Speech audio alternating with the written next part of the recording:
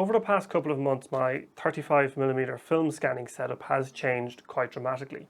I switched to using one of these, a lomography digitalizer combined with a light table and a copy stand in order to scan my 35mm film. And it has become such a huge faff.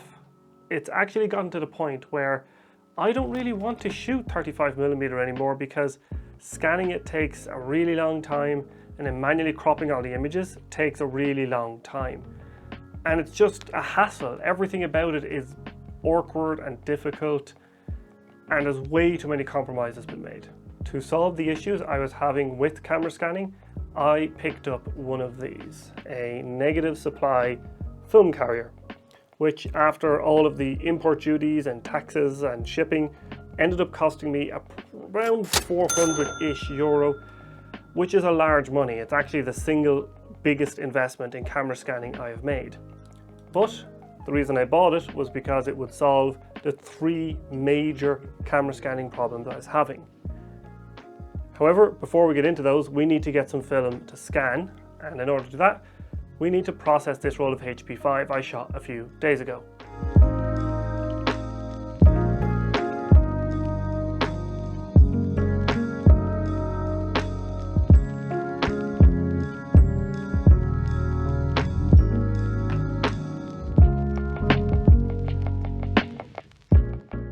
So here's the basic scanning setup. We've got a cheap copy stand I actually found on eBay that works really well. Got a cheap light table here. This is an LED one from Amazon. And I've got a piece of card stuck over the top of it to mask off excess light, because light from this area of the light table can hit the lens and can cause unevenness through flaring and issues like that. So having a mask like this is actually really important.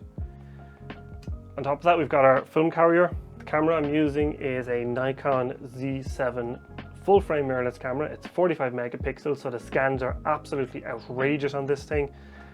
And the lens I'm using is the F-mount micro lens, 60mm f2.8. So this is a 1:1 macro lens, which is something you do need for scanning negatives, is a macro lens. So the first problem that the film carrier solves is simply holding the negatives really flat, but it also holds the negatives away from the light source, which is super important. And we can actually demonstrate that by loading some negatives into the lomography scanning mask.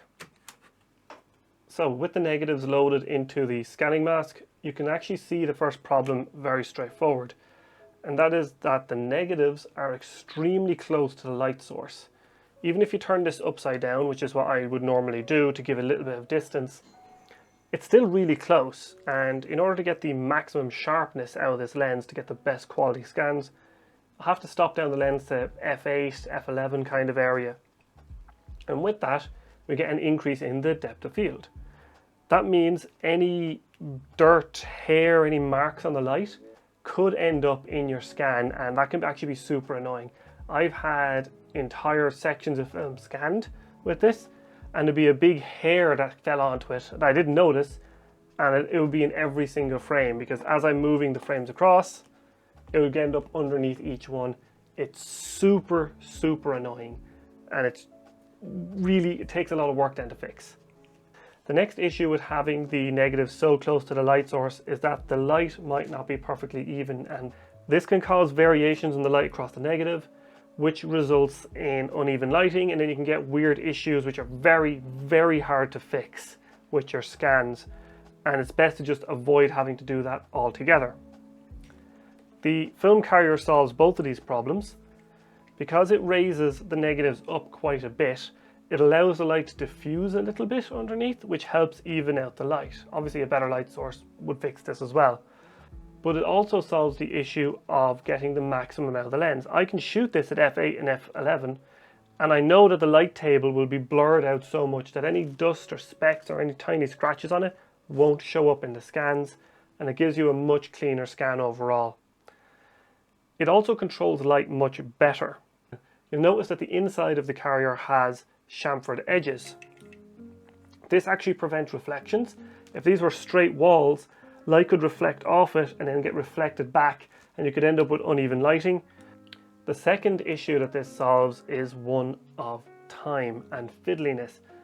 This thing is actually quite a clever design, but it is a little fiddly to use because you have to take it apart each time, load your negatives, squash them down with the magnets, clamp it together, hold it up, line it under the camera, get everything in focus, and then you have to do that for all 6 frames. Then you have to take the film out, get the next piece of film, do it all over again. You're doing it about 7 times because you generally get more than 36 frames a roll. It's super fiddly, it's super annoying, and it just takes ages, and you're at it here for ages. And when you compare that to the film carrier, which can just feed an entire uncut roll straight through without any issues. So let's go and get an uncut roll. I have one drying in the bathroom that I developed earlier, and do a scan. Here are the negatives. What I'm doing here is I'm leaving the leader on because you need to push the film through manually until it catches the rollers, which are here. A trick I found while using the film carrier is to line up each frame in the same spot. This allows us to do some automation in post, which I'll show you. But essentially, I'm going to line up the edge of the frame with the histogram. To focus the camera, I'm actually going to open up the lens fully. And then I'm just going to punch into zoom, and I'm going to require grain focus. So we've got focus and framing achieved. I've got my remote here to trigger the camera so I don't have to touch it. So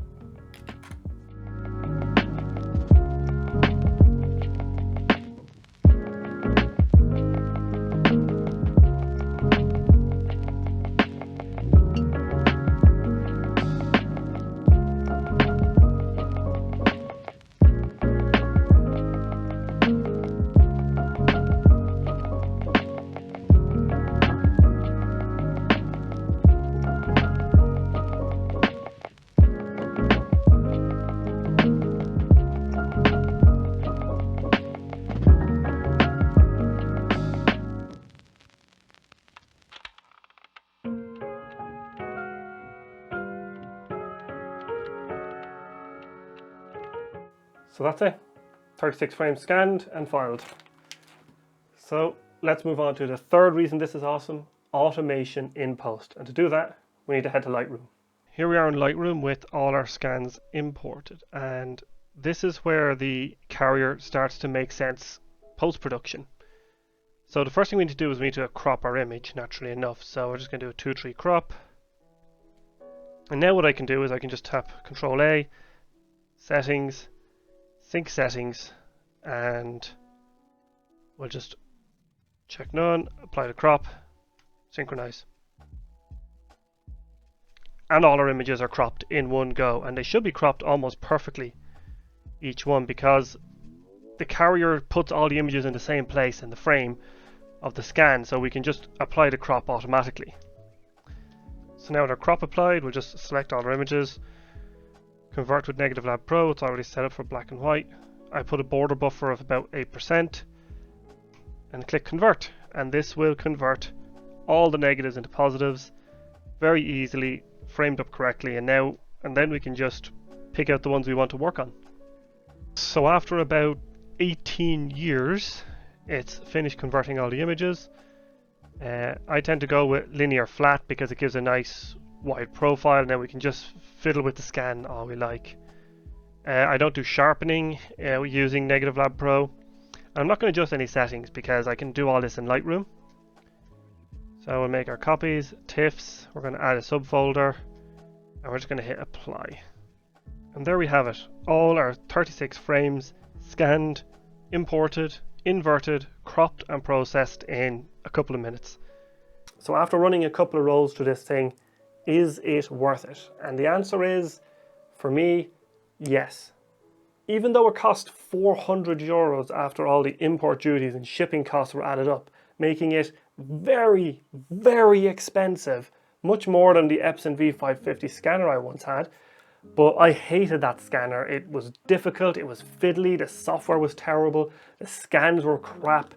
This has produced much better and easier workflow in general, so I really like this.